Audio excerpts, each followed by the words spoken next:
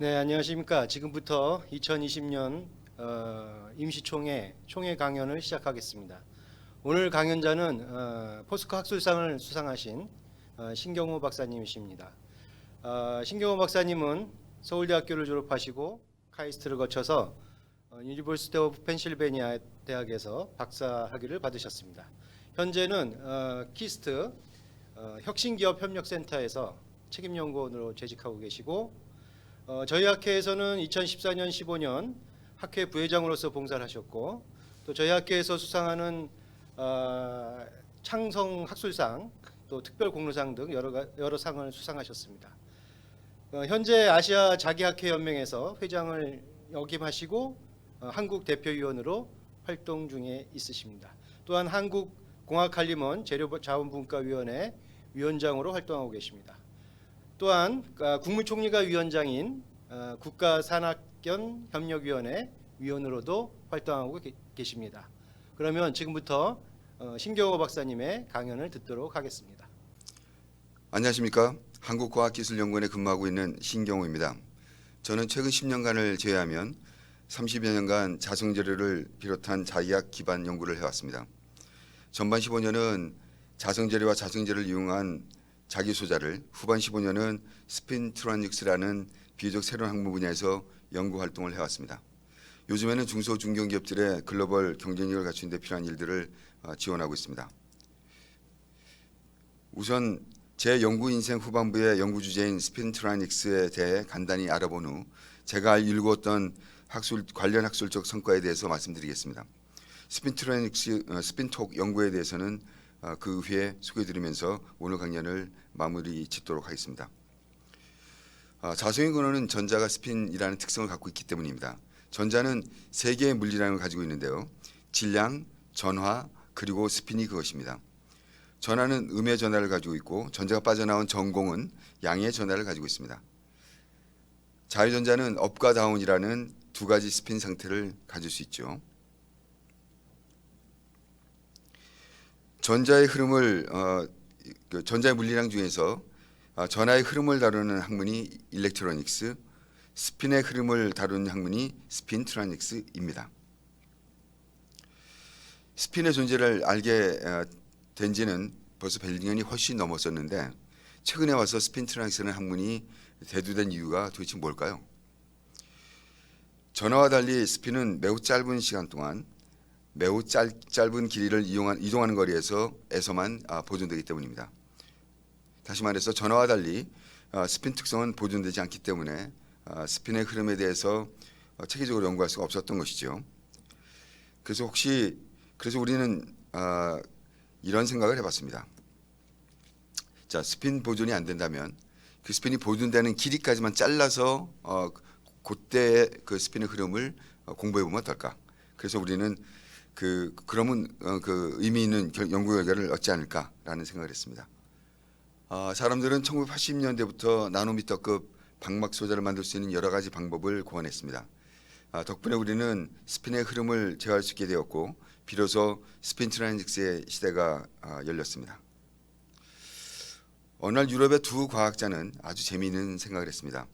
전자가 전하뿐 아니라 스핀이라는 특성을 가지고 있다면 스핀이 보존될 수 있을 만큼 얇은 두께의 비자성 물질을 사이에 두고 두 개의 자성층을 가지는 다층방을 만든 다음 이 두 개의 자성층의 좌우 방향을 상대적으로 바꾸어가면서 전기 저항을 측정한다면 전류의 흐름에 스핀이 어떤 영향을 주는지 알 수 있지 않을까라는 생각을 하게 됐습니다. 혹시나 했었는데 놀랍게도 두 개의 자성층의 상대적 자화 방향에 따라서 전기 저항이 크게 바뀌었습니다. 자화 방향이 같을 때에는 전기 저항이 작았고 자화 방향이 서로 다를 때에는 전기 저항이 커졌습니다. 이것이 거대 자기 저항 효과입니다. 이렇게 되는 이유는 첫 번째 일렉트론이 지나갈 때는 그 저항이 없다가 첫 번째 자성층을 지나면서 전자가 파란색 스핀업 상태가 되고 이 파란색 스핀업 되는 것은 두 번째 파란 층을 쉽게 지나갑니다. 그러나 오른쪽 그림과 같이 빨간 빨간 자성층을 지나가면서 오른쪽 그 스핀 다운에 빨간 스핀 상태를 갖게 되면 파란 층을 지나가기가 어렵게 되죠. 그래서 서로 자와 방향이 반대인 경우에는 저항이 커지게 됩니다. 거대 자기 저항 효과를 발견한 공로로 페르와 그린버그 두 분 박사는 노벨상을 받았습니다. 이 발견은 하드디스크 드라이브 데이터의 저장 용량을 급격하게 증가시키는데 결정적인 역할을 했습니다. 거대 저항 자기 현상이 밝혀진 후 IBM의 이론 물리학자는 합리적인 의문을 가지게 됩니다. 혹시 전류가 두 자성층의 상대적 자화 방향에 영향을 받는다면 두 자성층의 상대적 자화 방향도 전류에 의해 영향을 받아야 되는 거 아닌가라는 생각이죠. 몇 년이 지나지 않아서 이런 이론적 제안은 실험적으로 확인되었습니다. 우리는 이러한 물리량을 스핀 전달 토크라고 합니다. 그래서 여기 지금 첫 번째 그림을 보시면요, 왼쪽에서 전자가 지나가면 수직하게 된 전자의 스핀 방향이 이 풀이라고 하는 자유전자층을 통과하게 되고요. 이 통과할 때 수직으로 서 있던 것이 오른쪽으로 기울게 되죠. 오른쪽으로 기울게 될 때 반대 방향으로 바로 수직하는 방향으로 쓰는 방향으로 스핀의 모멘텀을 전달하고 지나가게 됩니다. 이러한 전자가 어느 정도 이상의 그 모멘텀을 전달하게 되면 이 프리 레이어는 아까 픽스드 레이어와 같은 방향으로 스위칭을 하게 되죠. 똑같은 방식으로 이 프리 레이어는 그 반대 방향으로 우리가 자성층을 스위칭할 수도 있습니다. 같은 방식으로 우리 매그네틱 도메인을 소위 자구벽이라고 하는 것을 움직일 수도 있습니다. 보시는 것처럼 이 전자가 왼쪽에서 들어오면 이 방향과 똑같이 움직이게 되고요. 스핀 자화벽은 오른쪽으로 움직이게 됩니다. 스핀 전달 토크 방식의 자기 방식 램, 즉 M램은 D램보다 더 많은 정보를 저장할 수 있고 S램보다 더 빠르게 읽고 쓰고 할 수 있으며 플래시처럼 전원이 없이도 정보를 유지할 수 있습니다. 그래서 굉장히 다양한 용도로 써먹을 수 있는 것으로 알려져 있습니다. 삼성전자는 작년 3월에 M램을 실용화했고 SK하이닉스는 스탠드얼론 M램을 지금 개발 중에 있습니다. 키스트에서 저는 자성재료와 스핀 소자를 연구하는 동안 네이처의 2편, PRL의 5편 등 모두 146편의 SCI 논문을 발표했습니다. 다수의 특허를 출원하기도 했는데요. 철강 슬래브 표면 스카핑 머신용 매니폴더 제조 기술을 이전해서 3억 원의 기술료를 받기도 했습니다. 제가 포스코 학술상 수상한 데 있어서는 대한금속재료학회에서 학술 담당 부회장과 재무이사 그리고 국제학술대회인 엥게에서 대회장으로 심포지엄 위원장으로 활약했던 점을 고려해 주셨던 걸로 이해하고 있습니다. 오늘은 네이처에 발표했던 2개의 학술적 성과만을 간단하게 소개해 드리고자 합니다. 2009년에 발표한 논문입니다. 다이내믹 인터페이스의 차원 변환 현상에 대한 것인데요. 여기서 다이내믹 인터페이스라는 것은 매그네틱 도메인 월, 자구벽을 가르칩니다. 우리는 공간적으로 3차원의 세계에 살고 있습니다. 2차원은 면, 1차원은 선이라고 알고 있지만 면과 선의 경계가 어딘지는 정의하기 어렵습니다. 이 질문에 답하기 위해서는 차원 변환의 기준이 있어야 합니다. 다시 말하면 특정 현상이 1차원에서만 혹은 2차원에서만 일어난다면 그 특정 현상을 측정함으로써 1차원과 2차원의 경계를 구분할 수 있지 않을까 하는 생각을 했습니다. 어떤 현상을 측정하면 차원 변환을 확인할 수 있을까 고민하던 중에 흥미로운 논문을 하나 찾아냈습니다. 이 논문의 핵심은 간단합니다. 자기장의 크기를 바꿔가면서 자구백의 속도를 넣고 그 속도에 로그를 취한 값이 외부인과 자기장의 마이너스 4분의 1승에 선형적으로 변화한다는 것입니다. 혹시 폭을 점점 줄여가면서 자구백의 속도를 측정하면 그렇게 해서 그래프를 그렸을 때 어느 순간 선형에서 벗어나면 그때를 1차원으로 변환했다 얘기할 수 없을까요? 우리는 곧바로 자성방막을 가는게 잘나서 와이어를 만든 후 외부 자기장을 크기에 따라서 자구벽 속도가 어떻게 변하는지를 측정하였습니다. 그러나 새로운 생각은 우리만 하는 것이 아니었습니다.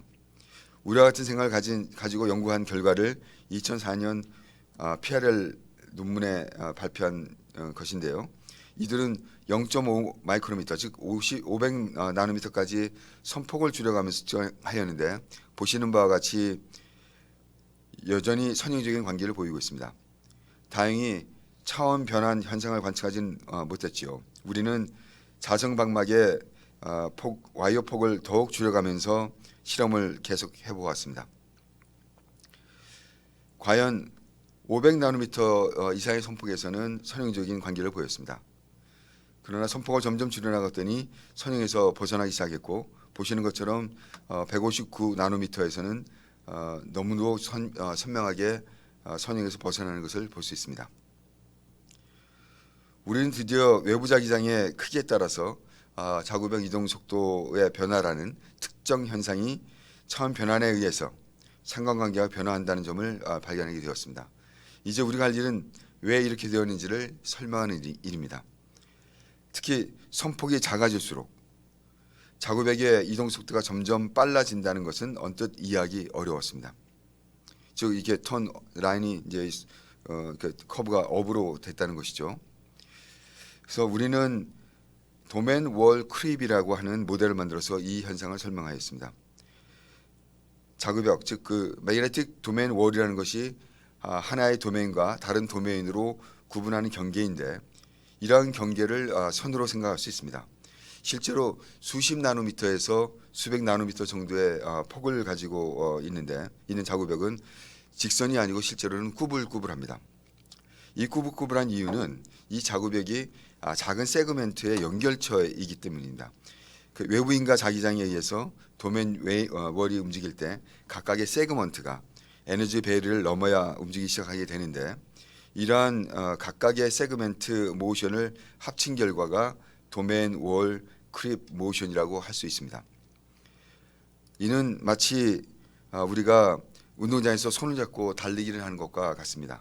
손잡은 사람들 모두가 왼쪽으로 이동하겠지만 그 중에는 빠른 사람도 있고 느린 사람도 있겠죠. 그래서 손잡은 줄은 꾸불꾸불해지기 마련이고요. 이게 바로 도맨 월 크립 모션입니다. 이때 속도를 지배하는 사람은 누구일까요? 가장 느린 사람이겠죠. 세그먼트의 길이에 따라서 에너지 배려가 오른쪽 그림과 같이 바뀝니다. 보시는 것처럼 콜렉티브 도맨 월 랭스라고 하는 이 어떤 임계점에서 가장 큰 배려가 있습니다. 즉 이게 이런 길이 콜렉티브 도맨 월 랭스를 가지는 세그먼트가 가장 느리게 움직인다는 뜻이지요. 그렇지만 이 L보다 작은 길이로 세그멘트를 만들 수 있다면 그래서 도맨 월이 그보다 작다면 점점점 이 배려가 작아질 거고 이 점점점 작아지는 배려는 자구벽이 빨리 이동하는 것을 이동하게 되는 원동력을 만들게 될 것입니다. 좀 잘 이해할 수 있겠죠?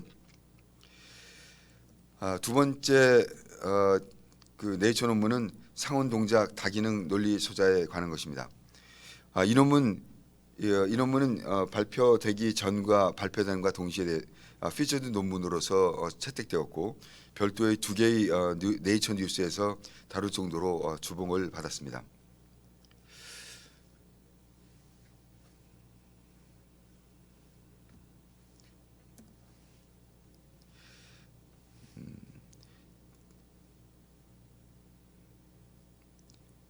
이 슬라이드는 다기능 논리 소자의 응용에 대한 개념도입니다.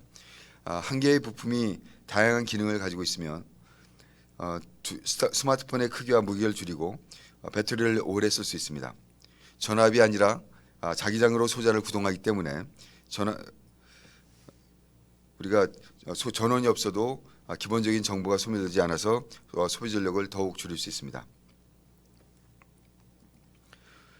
우리는 스핀을 이용한 자기 수위증 소재에 대해서 연구를 오랫동안 해왔습니다. 처음에는 HCT라고 하는 물질을 사용했습니다. 비록 극저온에서만 작동이 가능하지만 자기장에 민감하게 반응하면서도 낮은 전압에서 과잉전자를 쉽게 생성하는 물질이었기 때문입니다.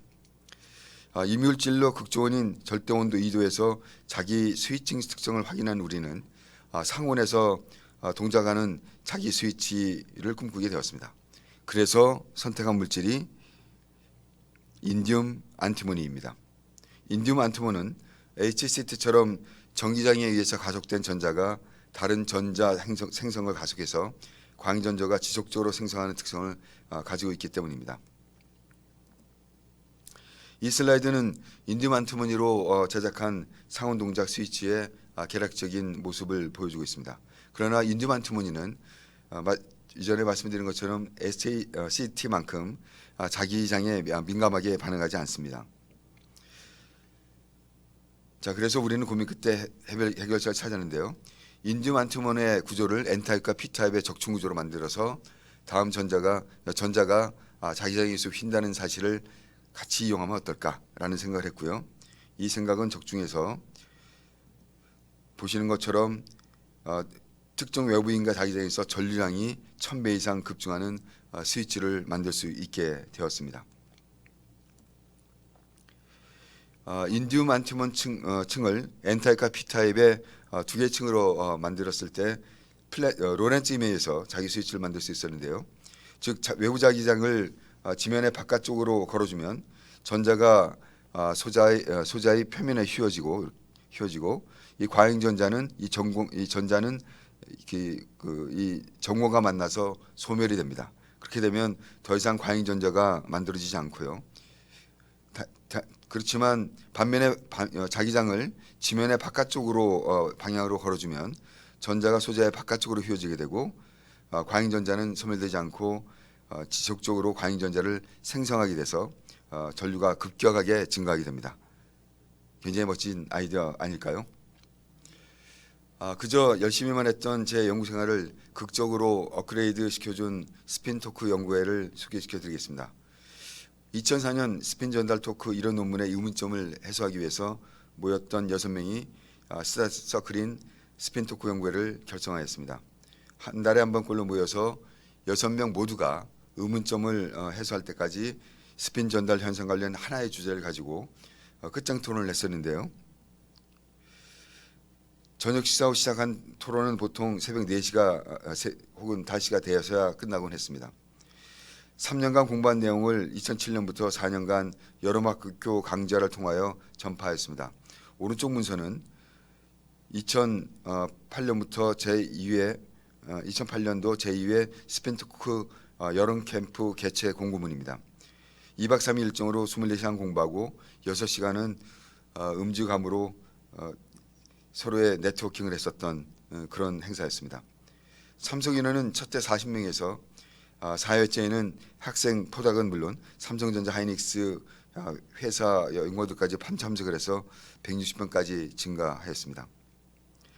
놀라운 일들이 벌어졌습니다. 스핀토크 여름 캠프를 시작한 2007년부터 스핀토크 관련 협력 연구가 극적으로 활성화되기 시작했던 것입니다.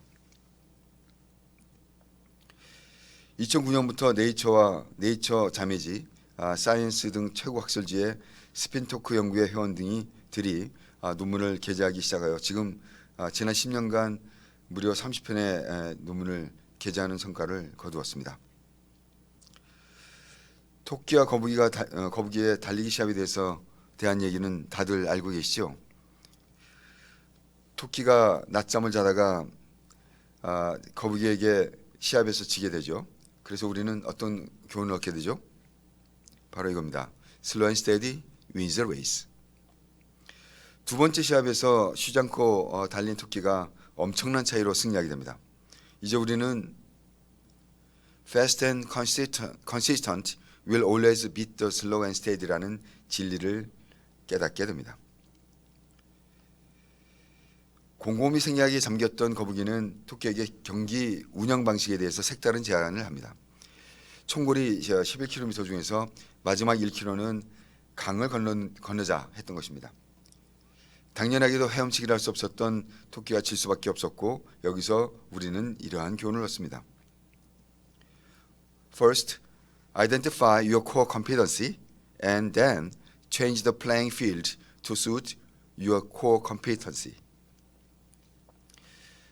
이들은 이제 이후에 이제 토끼와 거북이는 굉장히 친한 친구가 됐고 동물 올림픽에서 10km 달리기와 1km 강 건너기를 이어서 하는 것이 정식 종목으로 채택이 되었습니다.